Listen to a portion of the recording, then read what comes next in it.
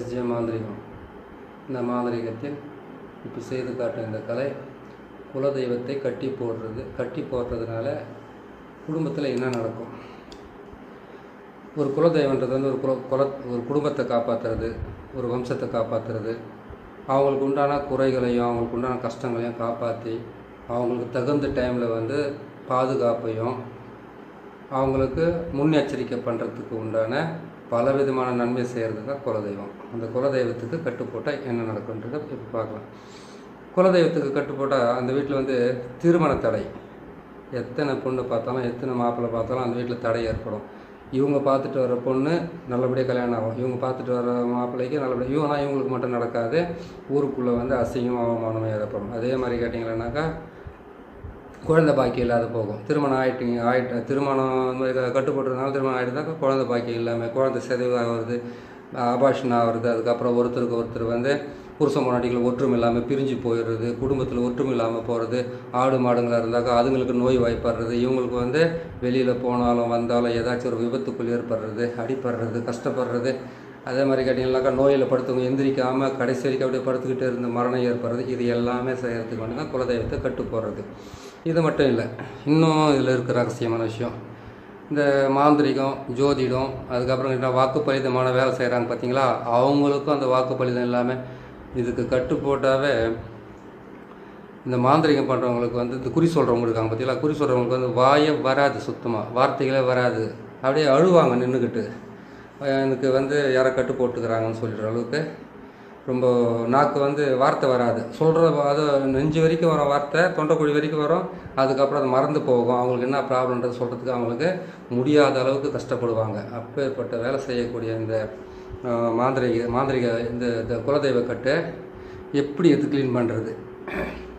குடும்பத்தில் வந்து தீரா பிரச்சனை, ஊருக்குள்ளே வந்து எதிர்ப்பு, ஊரில் இருக்கிறவங்க எல்லாமே எதிரியாக மாறுறது, வீட்டை விட்டு வெளியில் போனாவே ஒரு பயமாக இருக்கிறது, இது எல்லாமே செய்கிறதுக்கு பிறகு தான் குலதெய்வ கட்டு. இது மட்டும் இல்லை, அந்த வீட்டுக்குள்ளே வந்து தானாகவே பார்த்தீங்கன்னாக்கா குலதெய்வமே வெளியில் போயிட்டாக்கா துஷ்ட ஆத்மா தானாக வரும். சும்மா தொட்டாவே அந்த வீட்டில் மாந்திரிகமெல்லாம் நல்லா பழிக்கிறதுக்கு ஆரம்பிச்சிடும், வேலை செய்யறதுக்கு ஆரம்பிச்சிடும். அவ்வளோ கஷ்டப்படக்கூடிய இந்த மாந்திரிக கட்டிலேருந்து நீங்கள் எப்படி குலதெய்வ கட்டிலேருந்து எப்படி விடுபடுறதுன்றது இப்போ சொல்கிறேன். இது எப்படி செய்வாங்கன்னு கேட்டிங்கன்னாக்கா, முதல்ல 4 ஊமத்தங்காய் அறுத்துக்குவாங்க. கரு ஊமத்தம், பொண்ணு ஊமத்தம், வெள்ளை ஊமத்தம், 4 ஊமத்தங்காயை எடுத்துகிட்டு வந்து அதை 2 அறுப்பாங்க. 2 அறுத்துட்டு என்ன பண்ணுவாங்க, அவங்களுடைய காலடி மண், துணியோ, ஃபோட்டோவோ, முடியோ அப்படின்னு கேட்டால் அந்த வீட்டோட மண்ணோ அதெல்லாம் சேர்த்து அதில் வச்சுடுவாங்க. வச்சுட்டு என்ன பண்ணுவாங்க, ஒத்த நூலால் கட்டிட்டு அதுக்கு பிண்டத்தைலமோ இல்லைன்னு கேட்டிங்கன்னாக்கா நல்லா மயான சுடலை மயான தைலமோ போட்டுருவாங்க.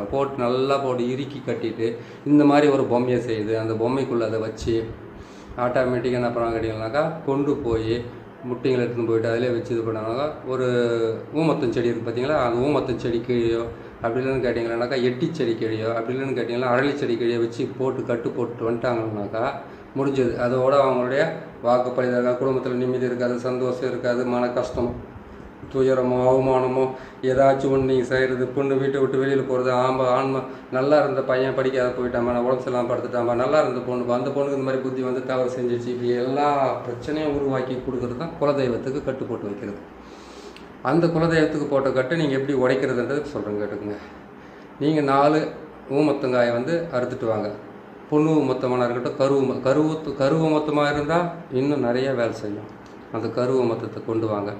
அதே மாதிரி என்ன பண்ணுங்கன்னா, 4 எலுமிச்சம் பழத்தை எடுத்துங்க. 4 எலுமிச்சம் 4 வீட்டில் எத்தனை பேர் இருக்காங்களோ அத்தனை எலுமிச்சம் எடுக்கிறது நல்லது. ஆனால் 4 எலுமிச்சம் பழம் இருந்தாக்கா 4 மூலையில் வச்சு அதை பலி கொடுத்து நல்லாயிருக்கும்.